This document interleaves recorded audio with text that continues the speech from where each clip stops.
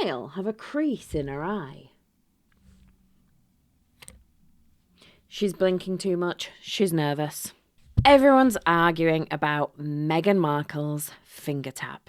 And yes, on the surface, it sounds completely ridiculous. A woman put one finger on somebody's hand. That's the whole event, the crime scene. But tiny gestures create massive reactions when they hit a nerve. And this one hit several at once. Meghan's at a public appearance in Australia, and there's a clip of her placing one finger on the back of a woman's hand. Very small, very quick. The sort of thing that you'd normally miss entirely. Except the internet found it, paused it, zoomed in, circled it in red and added dramatic music. And immediately convened a panel of amateur forensic hand experts. The comments went exactly where you'd expect. One side said it looked controlling, and the other said everyone was being ridiculous and she was obviously just being warm. Then the witchcraft department arrived because apparently Meghan Markle cannot move a knuckle without someone checking the lunar calendar. Now, I'm not interested in witchcraft theory. I may look it, but I am not from the 1600s. What I'm interested in is why something that small made so many people so uncomfortable.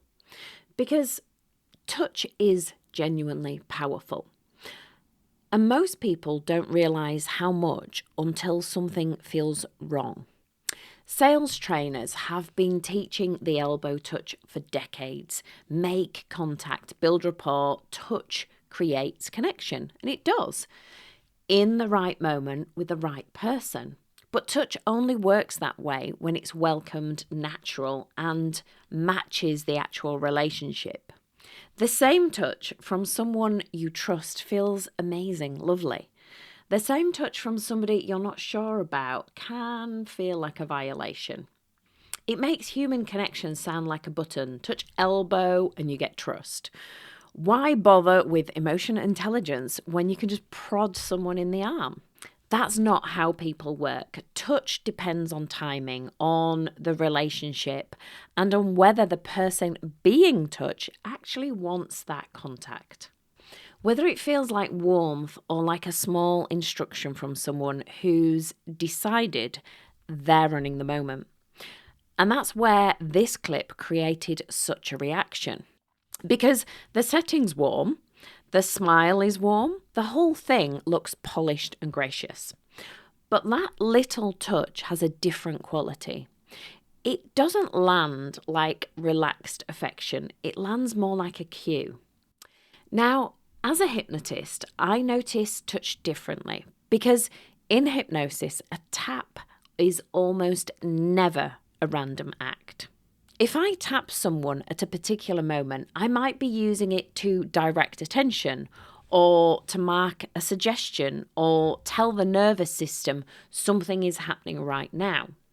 The body starts linking that physical sensation with the instruction, that moment or the state that's being created. So when I see a very precise little touch from someone who's extremely practiced in public image, I'm not thinking that that's just sweet. As usual, I never think, what are they doing? I think, why are they doing that? Is it comforting the other person? Or is it pulling the moment back towards the person doing the touching? I'm not saying that Meghan Markle is hypnotising people at public events. Although, if that becomes a headline, get my name right, please. A small touch can redirect a conversation and tell someone without a single word that you are setting the rhythm. And I think that's what people felt, and they're very good at sensing it, even though they weren't able to explain it. They just say it looked weird, it felt off, and they didn't know what it was, but it was something strange. What they're describing is incongruence. The outside picture is very warm, but the physical cue feels very managed. And when those two things sit apart, people get that quiet internal alarm. Meghan isn't being watched like a normal person. She's watched like a national group project where half the class decided she's a misunderstood saint and the other half has prepared a 40-side presentation proving that she's the downfall of civilization. Nobody's arriving at these clips neutral. So when you've already decided she's warm and unfairly criticised, that finger tap is obviously just affection. When you've already decided she's calculated, that exact moment becomes evidence. There she goes again, managing the room.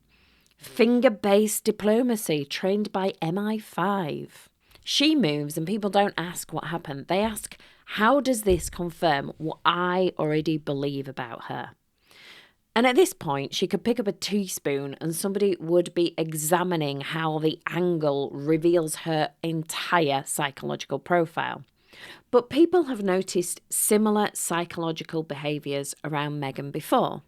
The hand placements, the small guiding movements, the contact that arrives at exactly the moment the interaction needs redirecting.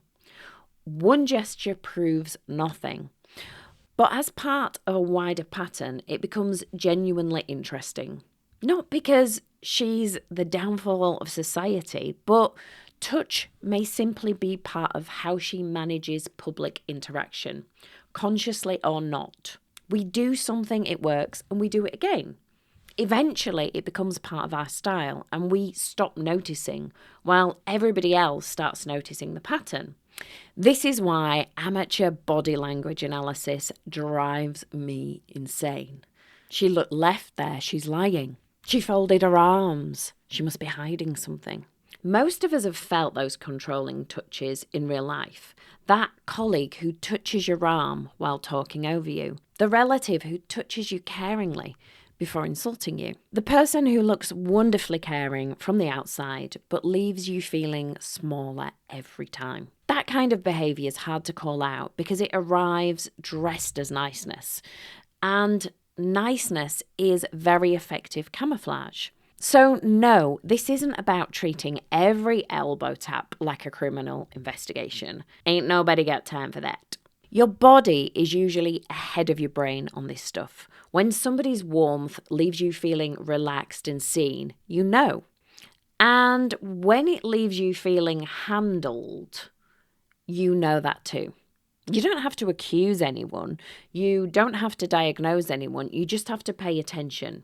Because the useful information about people is almost never in the big moments. It's in the small ones.